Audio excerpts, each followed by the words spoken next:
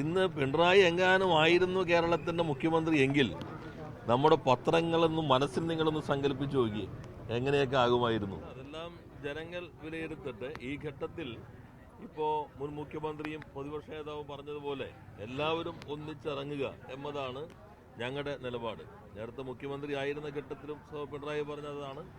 ഇപ്പോൾ പ്രതിപക്ഷ നേതാവായിരിക്കുമ്പോഴും ഈ ഘട്ടത്തിൽ എല്ലാവരും ഒന്നിച്ചിറങ്ങുക, പ്രകൃതി ദുരന്തത്തിൽ നിന്ന് അതിൻ്റെ ആഘാതം അനുഭവിക്കുന്ന ജനങ്ങൾക്ക് ആശ്വാസം നൽകാനായി രാഷ്ട്രീയ ജാതി മത ചിന്തകൾക്ക് അതീതമായി മുഴുവൻ മനുഷ്യരും ഒരേപോലെ രംഗത്തിറങ്ങുക എന്നതാണ് ഞങ്ങളുടെ നിലപാട്. അതാണ് പ്രതിപക്ഷ നേതാവും വ്യക്തമാക്കിയിട്ടുള്ളത്.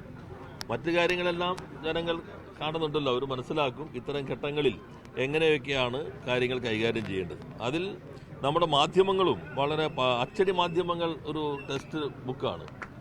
ഇന്ന് പിണറായി എങ്ങാനും ആയിരുന്നു കേരളത്തിന്റെ മുഖ്യമന്ത്രി എങ്കിൽ നമ്മുടെ പത്രങ്ങളൊന്നും മനസ്സിൽ നിങ്ങളൊന്ന് സങ്കല്പിച്ചു നോക്കി എങ്ങനെയൊക്കെ ആകുമായിരുന്നു.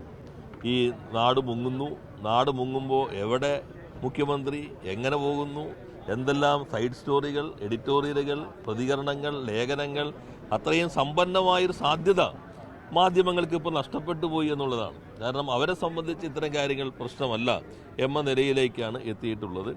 അതിവേഗതയിലുള്ള ഒരു മാറ്റം വാക്ക് അധികാരത്തിന് വേണ്ടിയുള്ളത് മാത്രമാണ്. അത് കഴിഞ്ഞാൽ പൂർണ്ണമായി ഉപേക്ഷിക്കാനുള്ളതാണ്. ഇപ്പോൾ മുഖ്യമന്ത്രിമാർ അത്യാവശ്യ ഘട്ടത്തിൽ എല്ലാ സാധ്യതകളും ഉപയോഗപ്പെടുത്തേണ്ടതാണ്. അതെല്ലാം ചിലപ്പോൾ ആവശ്യമായിട്ട് വരും. പക്ഷെ നാം കാണേണ്ടത് പ്രതിപക്ഷത്തിരിക്കുമ്പോൾ പറഞ്ഞത് എന്താണ്, അധികാരം കിട്ടിയപ്പോൾ പ്രവർത്തിക്കുന്നത് എന്താണ്. അത് കാണിക്കുന്നത് ഈ ധാർമ്മികത എന്ന് പറയുന്നതും വാക്കെന്ന് പറയുന്നതും ജനങ്ങളെ കബളിപ്പിച്ച് അധികാരത്തിൽ വരുന്നതിന് വേണ്ടി മാത്രമുള്ളതാണ്.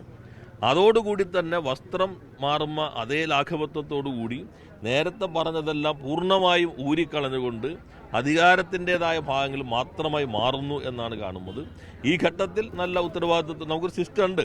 പിന്നെ മുഖ്യമന്ത്രിക്കും ഇപ്പോൾ ഇത്രയും സൗകര്യമായി നടന്നാലും വലിയ പ്രശ്നമില്ലാത്തൊരു സിസ്റ്റം കഴിഞ്ഞ മുഖ്യമന്ത്രിയും കഴിഞ്ഞ ഗവൺമെൻറ് സന്ദർഭത്തിൽ 2018 മുതൽ പ്രോട്ടോകോൾ അനുസരിച്ചുകൊണ്ട് തന്നെ ഇത്തരം ഘട്ടങ്ങൾ നേരിടാൻ രൂപപ്പെടുത്തിയിട്ടുണ്ട്. എങ്കിൽ പോലും നേതൃത്വം വളരെ പ്രധാനപ്പെട്ടതാണ് ഇത്തരം ഘട്ടങ്ങളിൽ.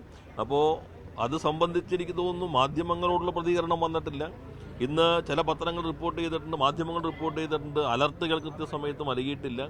അപ്പോൾ അതെല്ലാം തന്നെ നമ്മൾ മനസ്സിലാക്കേണ്ടതാണ്.